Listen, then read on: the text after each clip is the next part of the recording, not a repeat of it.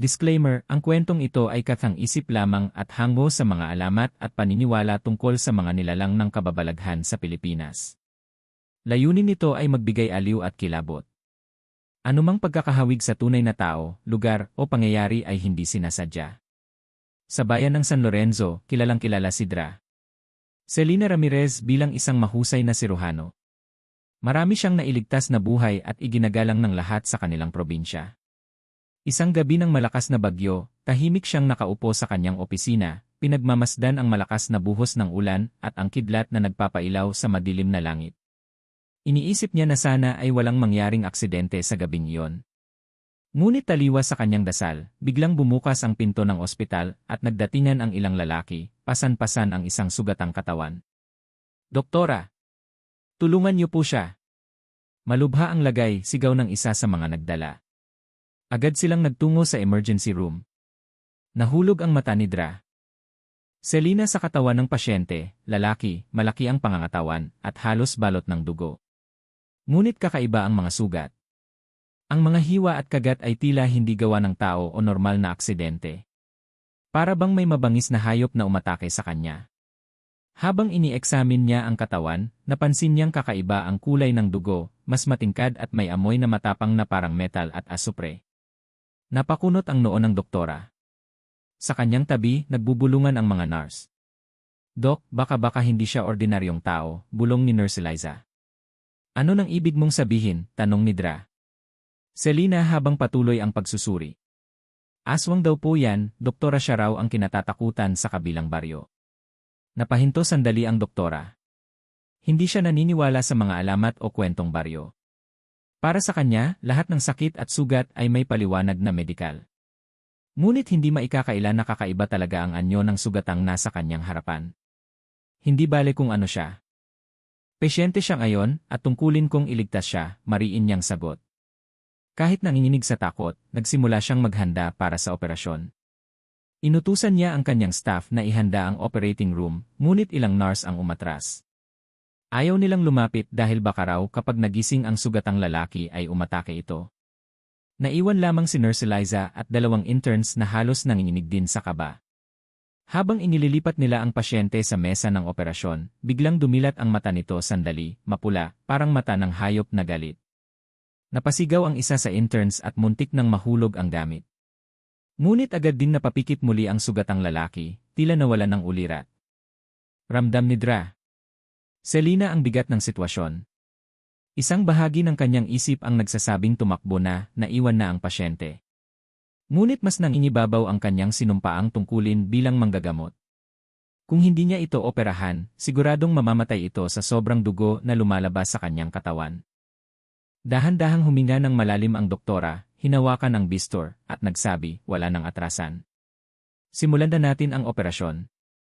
Habang kumukulog at kumikidlat sa labas, nagsimula ang isang gabing magbabago sa kanyang buhay, isang gabing hindi niya malilimutan, dahil sa unang pagkakataon, haharapin niya hindi lang ang panganib ng operasyon, kundi pati ang bangungot ng isang alamat na buhay sa kanyang harapan.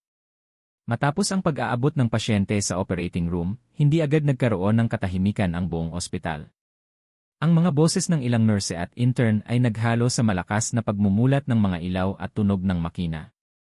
Habang inaayos ni Dra. Celina ang kanyang maskara at guwantes, tahimik siyang nagbasa ng vital signs, mabilis ang pulso, mababaw ang paghinga, at patuloy ang pagbaba ng presyon.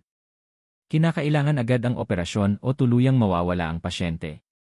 Habang tinanggal niya ang maruruming benda, muntik siyang huminto. Ang mga sugat sa katawan ng lalaki ay hindi parang mga karaniwang hiwa. May mga marka, maliliit na punit at malalalim na kagat, na tila nagmistulang sinusunog ng init. Napansin din niya na sa gilid ng sugat, ang balat ay kulay abo at may manipis na kaliskis na halos hindi mapansin. Ano ng klaseng impeksyon ito? Tanong niya sa sarili, ngunit walang makasagot. Nagpalipat-lipat ang tingin ni Dra. Celina mula sa pasyente hanggang sa kanyang mga staff. Halos lahat ng tumayo sa kwarto ay nagkukubli sa anino ng takot. Si Nurse Eliza, na matagal ng kaibigan at katuwang niya, ay hindi mapakali. "Dok, baka mas mabuti kung hintayin na lang natin ang confirmation galing sa lab," suhestyon nito, nanginginig pa ang tinig. Ngunit alam ni Dra. Selina na ang delay ay magdudulot ng mas maraming komplikasyon, ang dugo ay hindi tama ang pagdaloy, at may internal na pagdurugo. Lumabas ng operating room si Dra. Selina upang kunin ang ilang instrument. Sa labas, may mga nag-uusap na mga lokal, mga kamag-anak ng pasyente na hindi makapaniwala. May humahagikik na nagmumungkahi ng mga ritual, may ilan namang umiiyak at nagmamakaawa. May nakarinig din siya ng isang bulong mula sa labas ng pinto, aswang daw siya. Baka magising, kumagat at mawala ng isip. Kumatok iyon sa kanyang dibdib, hindi dahil naniniwala siya, kundi dahil sa epekto nito sa mga tao na kanyang pinaglilingkuran. Bumalik siya sa mesa ng operasyon at sinubukan niyang italaga ang kanyang isip sa medikal na dahilan. Tiningnan niya ang mga laboratory result na mabilis na naproseso, may abnormal na protina sa dugo, ngunit hindi sapat ang datos para magpaliwanag. Habang naglilinis ng sugat, napansin niya na mabilis humilom ang isang maliit na hiwa, higit sa normal na healing. Ang ilan sa mga tissue ay tila nagko-contract na parang may sariling kalooban. Naramdaman niya ang kakaibang lamig na kumakalat mula sa katawan ng pasyente, hindi malamig ng impeksyon, kundi malamig na tulad ng gabi sa liblib na punong kahoy. Sa kabila ng mga kakaibang senyales, isang prinsipyo ang hindi nagbabago kay Dra. Selina, ang paningin ng isang doktor ay dapat nakatuon sa buhay. Kung tao siya, ililigtas ko siya. Kung iba man, hindi ito dahilan para pabayaan. Ito ang paulit-ulit niyang sinasabi sa sarili habang inihahanda ang anesthesia at sinisiguro na sapat ang dugo at gamot. Ngunit hindi niya maikakaila ang pagdududa na kumakapit. Ano kung ang pagkilos niya ay maglalagay sa iba sa panganib? Ang tensyon sa loob ng operating room ay unti-unting lumalalim nang may isang bagitong intern ang huminto at nagmura ng bahagya. Dok, bakit po parang hindi bagay ito sa anatomy natin? Tanong ng intern, matay kumikislap sa kombinasyon ng takot at pagkasabi. Sumagot si Dra. Selina nang may tahimik na determinasyon, dahil hindi lahat ng nakikita natin ay agad natin mauunawaan. Gawin mo lang ang iyong tungkulin, kumuha ng samples, i-monitor ang vitals, at makinig sa akin.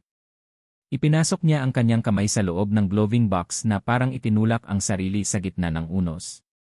Habang nagsisimula na ang operasyon, bumabalik ang tunog ng ulan at kidlat sa labas. Ang bawat pagkilos ng doktora, ang bawat hiwa, tahi, at pagsuction ay puno ng pag-ingat at konsentrasyon. Sa ilalim ng kanyang profesionalismo, may maliit na tinig na nagbabantang nagbubulong, maaaring totoo ang mga alamat, o maaaring may bagong uri lang ng sakit na hindi pa nakikita ng medisina. Ngunit para kay Dra. Selina, may isang malinaw na panuntunan, ang buhay muna.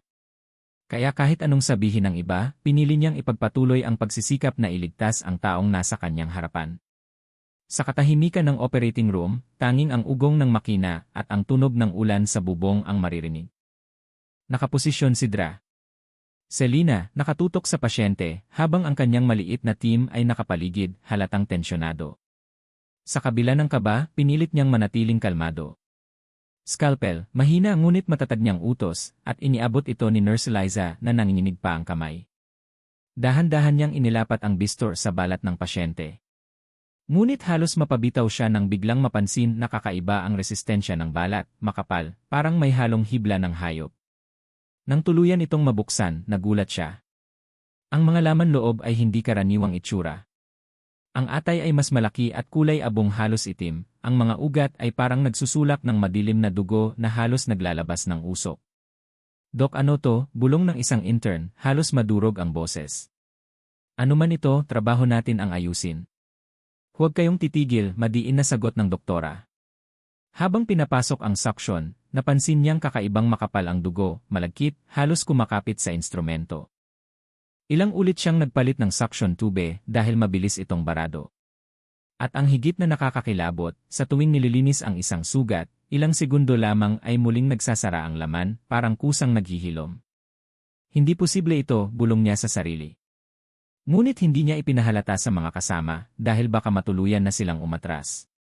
Biglang napamura ang isang intern nang makita niyang gumalaw ang tiyan ng pasyente, kahit ito ay nasa ilalim ng anesthesia. Para bang may kung anong kumikilos mula sa loob. Pumintig ang kalamnan ng lalaki, lumilikha ng tunog na parang mabagal na pag-alog ng lupa. Doc! Gumagalaw siya, halos sigaw ni Nurse Liza. Stay focused! Huwag kayong bibitiw, sigaw pabalik ni Dra. Selina, habang pinipigilan ang sariling pangangatog ng mga kamay. Sa kalagitnaan ng operasyon, biglang bumukas ang mga mata ng pasyente. Mapupula, tila nag-aalab sa dilim. Ngunit hindi normal ang nangyari, hindi siya tuluyang nagising, parang kalahating gising, kalahating tulog. Mula sa kanyang bibig ay lumabas ang malalim na ungol na parang hayop na sugatan. Napalunok si Dra. Selina, naramdaman ang malamig na pawis na tumutulo sa kanyang leg. Ngunit sa halip na umatras, lalo siyang tumutok. Sa isip niya, kung hindi ko tatapusin ito, mamamatay siya. At kapag namatay siya rito, baka hindi lang siya ang magdurusa, baka pati tayong lahat. Patuloy ang operasyon. Sinubukan niyang tanggalin ang isang bahagi ng laman na nagiging sanhi ng matinding pagdurugo. Ngunit napansin niyang ang bawat hiwa ay nagdudulot ng kakaibang pag-ikot ng dugo, parang may sariling direksyon. Halos mapamura siya sa loob-loob dahil hindi niya maipaliwanag. Pagkaraan ng ilang minuto, nagsimula ang ilaw sa operating room na mag-flicker. Sunod-sunod na pundi ang mga bumbilya, tila ba may presensyang nakikialam. Nagsigawan ng ilang staff at muntik nang magsitakbuhan palabas. Walang lalabas. Tapusin natin ito, sigaw ni Dra. Selina, pilit pinatitibay ang kanyang boses. Isang malakas na kulog at sabay na kidlat ang sumabog sa labas, at nagdulot ng saglit na brownout sa buong gusali. Tanging emergency lamp lang ang nagbigay ng mapulang liwanag sa silid. Ang mga anino ng bawat isa ay lumaki sa pader, lumilikha ng nakakatindig balahibong eksena. Sa dilim at pulang ilaw, nakayuko si Dra. Selina sa sugatang katawan, pinipilit tapusin ang kritikal na bahagi ng operasyon. Sa bawat pagtahi niya, nararamdaman niyang hindi lang siya ang nakikipagbuno, tila ba pati ang mismong katawan ng pasyente ay lumalaban, parang ayaw magpagamot. At sa huling pag-ikot ng kanyang karayom, biglang bumuga ng malakas na hininga ang pasyente, kasabay ng pag-ungol na parang halimaw. Halos mabitawan ng lahat ang kanilang hawak, ngunit nagpatuloy si Dra. Selina, mariin ang kanyang pahayag, hindi siya halimaw sa harap ko. Isa siyang buhay na kailangang iligtas. At doon nagsimula ang mas malalim na bangungot, ang operasyon na hindi lang laban sa sakit at sugat, kundi laban sa isang misteryong hindi maipaliwanag ng agham. Nang matapos ang kritikal na operasyon, halos bumigay ang tuhod ni Dra. Selina sa sobrang pagod. Pinunasan niya ang pawis sa noo at marahang tinanggal ang kanyang guwantes. Ang dibdib niya ay mabilis ang paghinga, ngunit may bahagyang gaan sa kanyang pakiramdam. Natapos din, bulong niya sa sarili, bagamat hindi niya alam kung ang tagumpay ay panandalian lamang. Habang inililipat nila ang pasyente sa recovery room, kapansin-pansin ang katahimikan ng lahat. Wala ni isang nurse o intern ang nagsalita.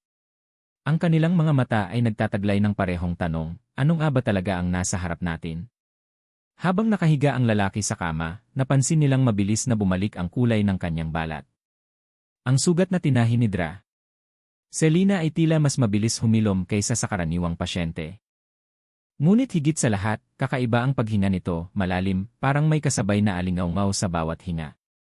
Dok, hindi na ito normal, bulong ni Nurse Liza habang nakatitig sa pasyente.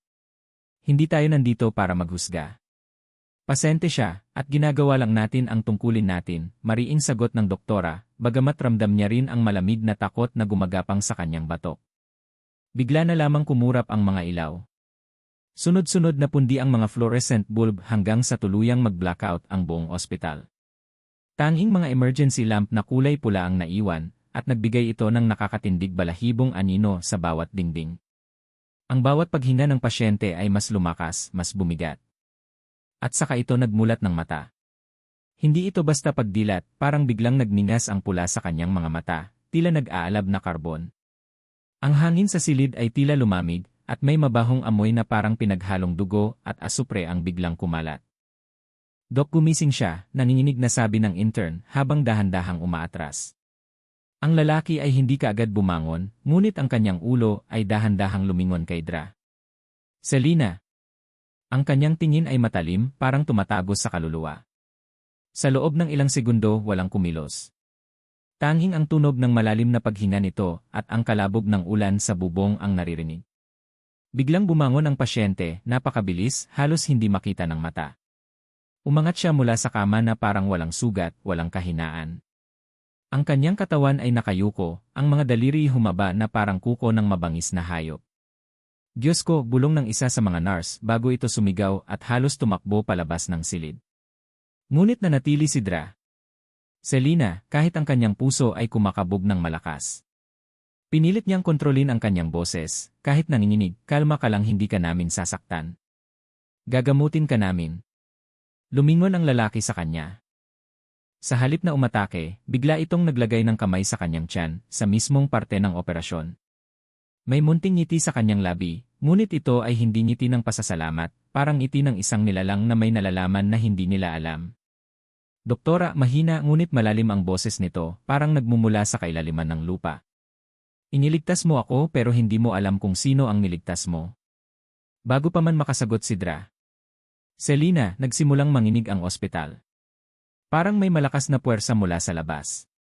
Ang mga bintana ay nagsipag-ingay at ang mga pasyenteng nasa ibang kwarto ay nagsimulang sumigaw.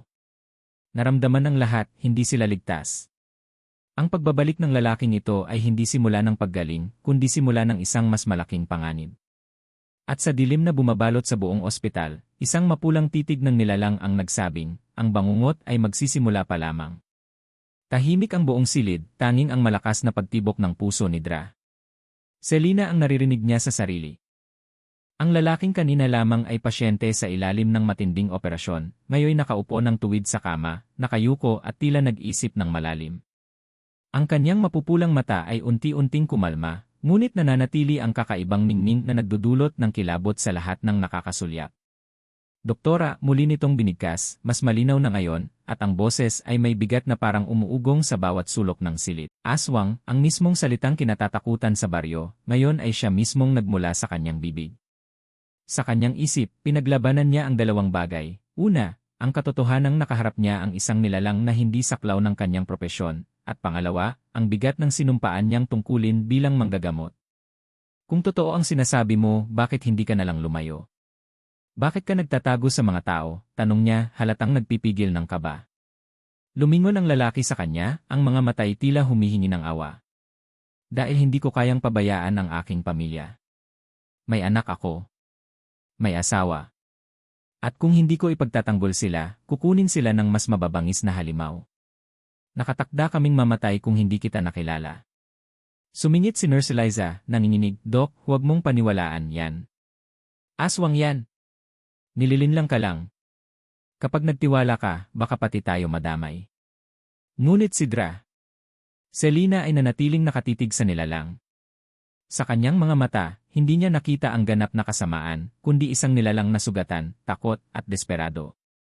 Kung mananatili ka rito, malalagay sa panganib ang buong ospital, mahina ngunit diretsyo niyang sabi. Ngunit kung aalis ka, paano ko malalaman na hindi ka makakapanakit? Ngumiti ang lalaki, may halong lungkot. Hindi kita mapipilit maniwala. Ngunit tandaan mo ito, sa oras na muling bumalik ang halimaw na umatake sa akin, hindi lang ako ang tatargetin niya, kundi lahat ng nasa paligid.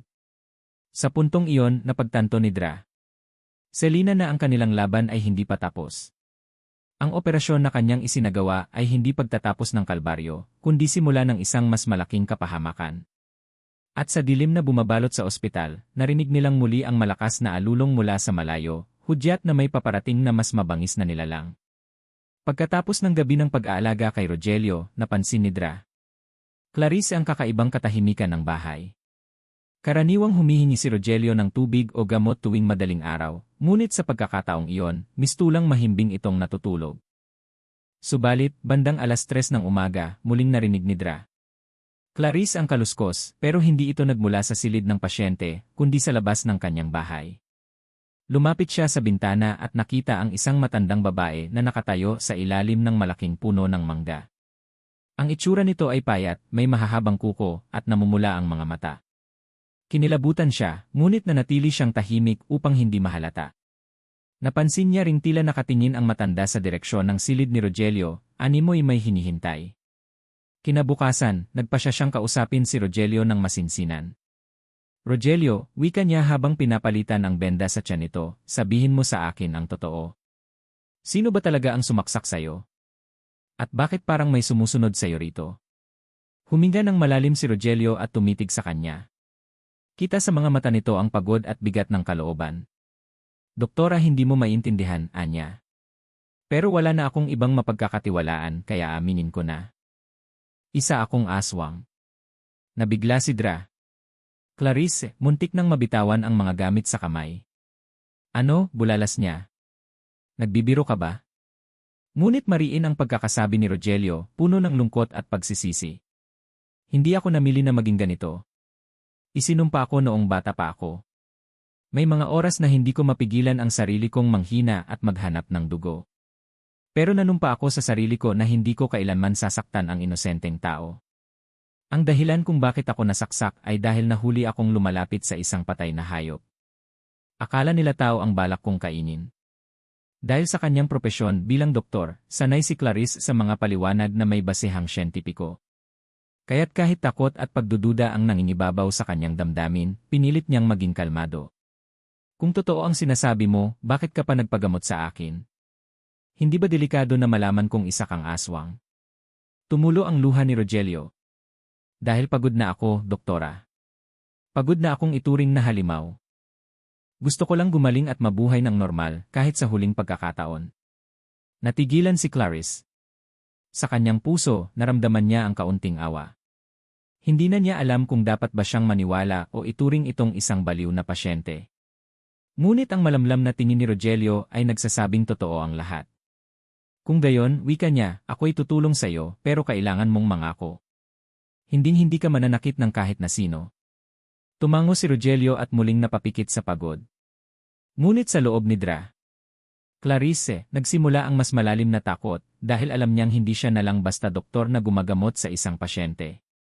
Siya ngayon ay tagapangalaga ng isang nilalang na kinatatakutan ng lahat. At sa labas ng kanyang tahanan, patuloy pa ring nagmamasid ang matandang aswang na kanyang nakita, tila naghihintay ng tamang oras para kumilos. Mabilis ang lumipas na mga araw, ngunit kasabay nito ay lalong lumalalim ang kaba ni Dra. Clarice. Bagamat naghilom na ang sugat ni Rogelio, nanatili pa rin itong mahina at palaging kinakabahan. Kapag lumalapit ang gabi, madalas itong nagigising, pinapawisan, at paulit-ulit na nagsasabi, Doktora, parating na sila. Alam kong alam nila kung nasaan ako. Hindi lubos maintindihan ni Clarice kung sino ang tinutukoy ni Rogelio, ngunit alam niyang may kinalaman iyon sa nilalang na nakita niya sa ilalim ng puno ng mangga. Naging mas alerto siya sa bawat ingay, lalo na't tahimik ang baryo kapag 10 oras ng gabi. Isang gabi, habang binabantayan ang kanyang pasyente, nakarinig siya ng sunod-sunod na pagtahol ng aso sa labas. Kasunod nito'y parang may mabibigat na yabag na dumadagundong sa lupa. Nang sumilip siya sa bintana, napansin niyang may 3 figura na paparating, mga malalaking anino na tila hindi ordinaryong tao. Ang kanilang mga mata ay kumikislap sa dilim, at ang kanilang anyo'y baluktot, parang handa nang umatake. Nagulat siya nang biglang bumangon si Rogelio mula sa pagkakahiga. Kahit mahina pa, pinilit nitong tumayo. Doktora, sila yon, mariin nitong sabi. Mga kasama kong aswang noon pero ngayon, kaaway ko na. Gusto nilang tapusin ang buhay ko dahil iniwan ko na ang grupo. Bago pa man siya makapagsalita, biglang kumalabog ang pintuan ng klinika. Mabilis ang dagundong at tila sinusubukan na itong gibain. Nataranta si Clarice at agad na isinara ang lahat ng ilaw habang sinubukang humawak ng kahit anong bagay na magsisilbing sandata. Nakapulot siya ng malaking bisturyang bakal, nanginginig man ang kanyang mga kamay. Hindi mo sila kayang labanan mag-isa, wika ni Rogelio, habol hininga. Ako lang ang may kakayahan pero kailangan kong lakasin ang loob ko. Sa isang iglap, bumukas ang pintuan at pumasok ang 3 nilalang. Ang isa'y matangkad na lalaki na may mahahabang pangil, ang isa'y babae na may matatalim na kuko, at ang huli'y matandang may katawang payat ngunit mabilis kumilos. Sabay-sabay silang tumitig kay Rogelio at ang kanilang ngisi'y puno ng galit at panlilibak. Rogelio, anas ng babae, akala mo makakatakas ka sa sumpa? Walang tumatakas sa ating lahi. Mas pinili mong magpagamot sa isang tao. Nilapastangan mo ang ating dugo. Nagpupuyos ang dibdib ni Clarice, ngunit nanatili siyang nakatayo malapit sa pasyente, handang ipagtanggol ito kahit alam niyang wala siyang laban. Bigla namang sumigaw si Rogelio, at ang kanyang katawan ay tila nagbago, naglabasan ang kanyang pangil at kumislap ang kanyang mga mata, bagamat mahina pa rin siya. Hindi niyo siya gagalawin. Nagtagpo ang 2 panig at nagsimula ang isang matinding labanan sa loob ng klinika. Ang mga mesa, gamit at kagamitan ay nagsipagbagsakan. Tumilapon ang mga bote ng gamot at tumama sa sahig. Habang nagbabanggaan ang mga nilalang, napasiksik si Clarice sa gilid, pilit na iniisip kung paano siya makakatulong. Sa kalagitnaan ng kaguluhan, isang aswang ang mabilis na lumapit kay Clarice. Ngunit bago pa siya maabot, agad itong sinunggaban ni Rogelio at itinulak palayo. "Tumakbo ka na, doktora," sigaw nito. Ngunit imbes na tumakbo, hinawakan ni Clarice ang bisturyang bakal at buong tapang na sumugod. Sa kanyang gulat, nang masugatan niya ang balat ng isa sa mga aswang, ito'y agad na napaso at napaatras. "Bakal," bulong ni Rogelio habang lumalaban. "Doktora, gamitin mo ang bakal laban sa kanila." Nagsimula siyang lumaban gamit ang bisturyang hawak. Kahit nanginginig, bawat saksak at hiwa ay nagiging mabisang depensa. Ngunit alam ni Clarice na hindi pa tapos ang laban, dahil sa labas ng kanilang bahay, maririnig pa niya ang mas maraming yabag na papalapit. Ang tunay na panganib ay ngayon palang nagsisimula. Habang patuloy ang kaguluhan sa loob ng klinika, ramdam ni Dra. Clarice ang kanyang puso na tila lalabas sa kaba. Hindi siya makapaniwala na isang ordinaryong doktor na lamang siya kahapon, ngunit ngayong gabi, isa siyang mandirigmang nakikipaglaban para mabuhay laban sa mga aswang. Si Rogelio, bagamat sugatan at mahina, ay pilit na lumalaban gamit ang kanyang lakas bilang aswang. Sa bawat hampas at sabat, malinaw na hindi niya nais manakit ng sobra, kundi pigilan lamang ang kanyang mga dating kasamahan. "Hindi ko hahayaang may masaktan dito," sigaw niya habang pinipigilan ang paglapit ng isa pang aswang. Samantala, si Clarice ay patuloy na gumagamit ng bisturyang bakal. Natuklasan niyang bawat hiwa ay nag-iwan ng peklat na parang paso sa balat ng mga kalaban. Ngunit kahit gaano man karaming sugat ang kanyang ibigay, patuloy pa ring bumabangon ang mga ito. Sa gitna ng laban, biglang bumukas ang isa pang bintana at may dalawang bagong anino ang pumasok. Mas malalaki at mas mabangis kaysa sa naunang tatlo. Ang kanilang mga mata ay kulay apoy at ang kanilang mga pangil ay kumikislap sa liwanag ng buwan. "Rogelio," sigaw ng isa. "Nagtataksil ka sa ating lahi. Isang beses lang ang buhay mo, at ngayong gabi, dito na iyon magtatapos."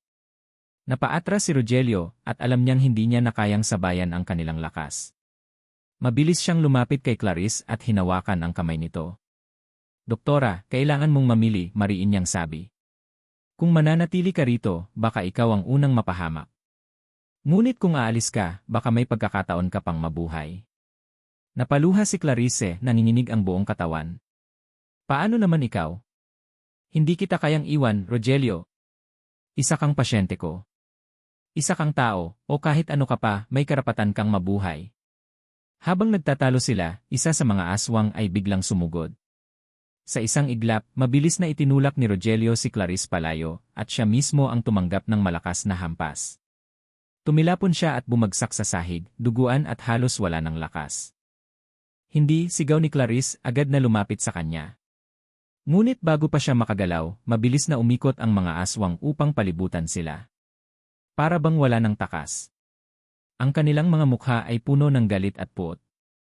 "Ang mga mahihinang gaya mo, Rogelio, ay walang lugar sa ating lipi," wika ng matandang aswang. "At ang babaeng ito, doktor man o hindi, ay magiging pagkain namin ngayong gabi."